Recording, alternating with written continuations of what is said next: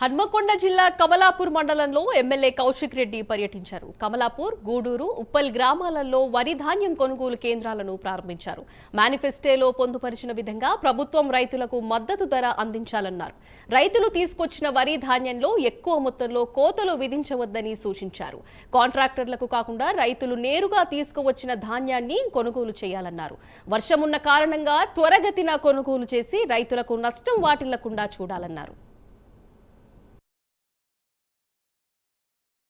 ఇవాళ 2320 రూపాయలు ఇలా పంట కొంటా ఉన్నారు.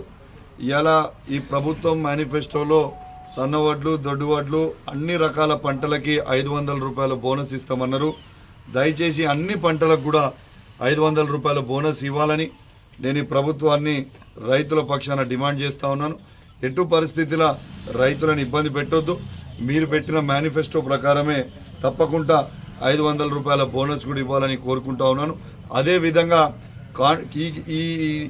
ఈ సైట్కి కేవలం కాంట్రాక్టర్ ద్వారానే వడ్లు తీసుకురావాలనేది పెట్టకుండా రైతులు డైరెక్ట్గా ట్రాక్టర్లలో తెచ్చినా కూడా తీసుకోవాలని కూడా నేను కోరుతా ఉన్నాను. ఎందుకంటే ట్రాక్టర్లు కూడా తీసుకొని వస్తే చాలా బాగుంటుంది.